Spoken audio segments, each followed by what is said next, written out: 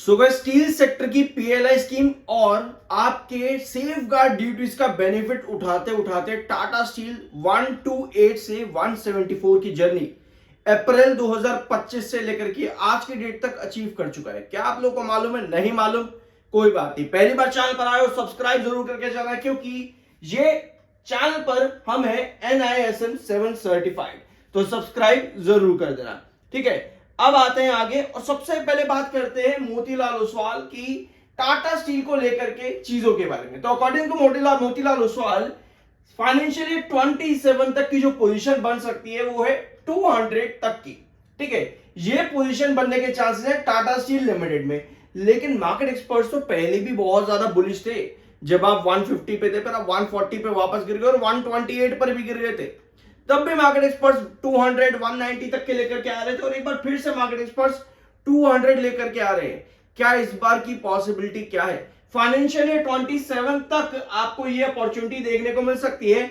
Global uncertainty भी आने वाली है। Business is expected to maintain robust performance with improvements underway in Europe. अब यूरोप की कंडीशन क्या है? जीरो कार्बन एमिशन, ठीक है, अच्छी बात है। इसी टेक्नोलॉजी को टाटा स्टील यूके जो है वो इंडिया में लेकर के आने वाला है, क्योंकि इंडिया की पॉलिसी भी जीरो कार्बन एमिशन की तरफ रन करना चाहती है। अब टाटा स्टील लिमिटेड में कोर्ट प्रोसीडिंग भी चल रही है, आपको याद होगा अच्छे से। 9 अक्टूबर नेक्स्ट हियरिंग है। उसके पहले तक जो आपकी अपोजिशन पार्टी है वो कोई भी कोहर्सिव एक्शन नहीं ले सकती है। ये रिस्ट्रेन यहां पर कोर्ट की तरफ से मिला है। 9 अक्टूबर की आपकी नेक्स्ट हियरिंग होने वाली है। जो डिमांड है वो है सुकिंदा क्रोमाइट डिस्पैच शॉर्टफॉल को लेकर के, जो टाटा स्टील के अगेंस्ट में यहां पर की गई थी। 9 अक्टूबर की आपकी नेक्स्ट डेट ऑफ हियरिंग होने वाली है। ठीक है, आपको याद होगा 9 अक्टूबर की हियरिंग से पहले तक ना ये हियरिंग आपकी थी 5 सितंबर को। ठीक है, जब 5 सितंबर की आपकी हियरिंग थी उस टाइम तक आप टाटा स्टील लिमिटेड के अंदर अराउंड आप कहां पर थे? 159 के आसपास रिस्ट्रिक्ट हो रहे थे। ठीक है, 159 के आसपास रेस्ट्रिक्ट हो रहे थे आपकी 5 सितंबर की हियरिंग तक। लेकिन जैसे ही कंपनी में आपकी अगली डेट मिली 9 अक्टूबर की, आपको 159 का रेजिस्टेंस जो कि आपका रिस्ट्रिक्शन जोन था वो ब्रेकआउट करके आप चले गए 174 के आसपास। ठीक है, तो तब देखते हैं। अब देखना यह है कि 9 अक्टूबर की हियरिंग तक हम कहां तक की पॉसिबिलिटी लेकर के चल सकते हैं। अगली अपडेट आती है आपकी December 1 को कंपनी की यहां पर आपको कलिंगर प्रोजेक्ट जो कंपनी का है ओडिशा में, if I am not wrong, Odisha में जो कंपनी का कलिंगर प्रोजेक्ट है वहां पर भी न्यू डेवलपमेंट्स नवंबर 15 से दिसंबर 1 तक की कंपनी ने अनाउंसमेंट्स यहां पर कर रखी है। तो बहुत चीजें अभी टाटा स्टील लिमिटेड में जो आगे आने वाले टाइम पर देखने को मिलेगी। अब आते हैं आपकी अपडेट पर। तो इंडिया स्टील कंजम्पशन 9 से 10% इंक्रीज हो सकती है फाइनेंशियल ईयर 26 के अंदर, स्टील सेक्रेटरी का ये कहना है। अब भैया कंजम्पशन इंक्रीज क्यों होगी? कंजम्पशन इंक्रीज होने का मतलब रीजन जो है वो ये है कि जो सेफ गार्ड ड्यूटीज इंप्लीमेंट करी हुई है उसकी वजह से स्ट्रॉन्ग डिमांड बढ़ी है इंडिया के स्टील सेक्टर की।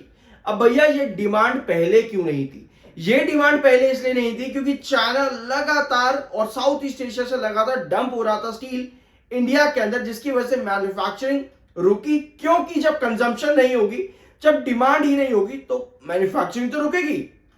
जैसे ही ये सेफ गार्ड ड्यूटीज इंप्लीमेंट हुई हैं, पहले तो आपका जो 12% ड्यूटी पहले आई थी उससे साउथ ईस्ट एशिया से सारा माल रुका, मतलब इंपोर्ट ड्यूटीज बढ़ा दी गई, तो सारा माल वहां पर रुका।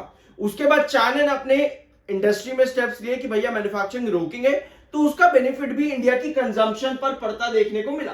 तो ये डिसीजंस दोनों तरफ से, एक तरफ से जैसे ही आए यहां पर आपको उसके पॉजिटिव इफेक्ट्स भी देखने को मिल रहे हैं। अब अकॉर्डिंग टू मार्केट एक्सपर्ट्स आपके यहां पर दो कंपनीज फोकस में रहेंगी, जिंदल स्टील और जिंदल सॉ। ये दो कंपनी आपकी फोकस में रहेगी और टाटा स्टील डेफिनेटली थोड़ा सा रिस्ट्रिक्टिव रहता है, बट देखते हैं यहां पर क्या अपॉर्चुनिटीज क्रिएट हो सकती है। 72.8 का आपका एमएफआई, 68.6 का आपका RC, technical neutral plus bearish है। अब कंडीशन आपकी यहां पर यही आती है कि एमएफआई आपका जो कि बेयरिश जोन पे है वो कहीं ना कहीं एक रिस्ट्रिक्शन प्रोवाइड कर रहा है। कहां पर? 174।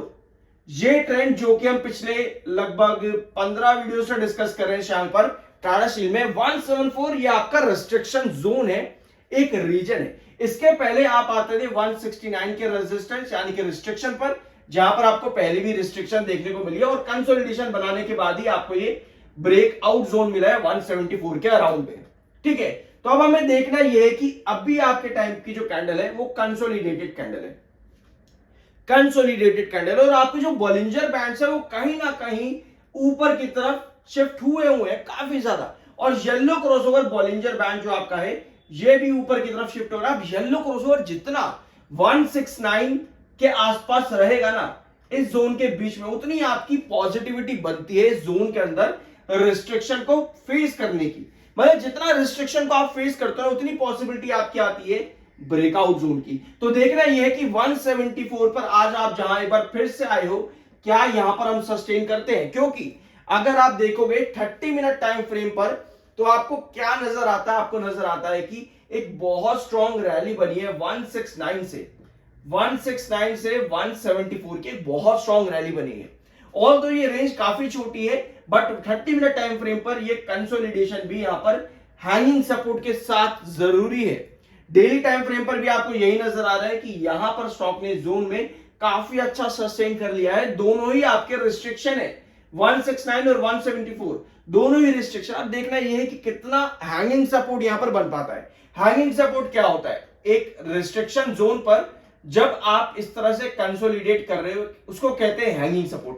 जितना स्ट्रॉन्ग आपका हैंगिंग सपोर्ट बनता है रिस्ट्रिक्शन पर उतनी पॉसिबिलिटी रहती है आपकी उसको ब्रेकआउट करने की। और उस ब्रेकआउट में आपके पास क्या आनी चाहिए? उस ब्रेकआउट्स में आपके पास आनी चाहिए पॉजिटिव न्यूज, मार्केट अच्छा, वॉल्यूम्स कम या फिर हाई वॉल्यूम और हाई डिलीवरी या फिर लो वॉल्यूम और हाई डिलीवरी।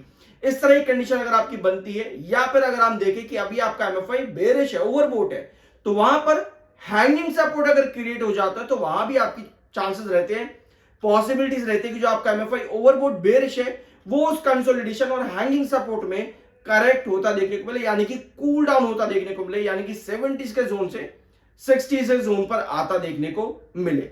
तो ये चीजें अभी आपकी स्टील सेक्टर में और टाटा स्टील लिमिटेड में। बाय सेल की कोई रिकमेंडेशन नहीं है, सब्सक्राइब के बिना मत जाना। आई होप कि वीडियो आपको पसंद आया होगा। मिलता अगले वीडियो में।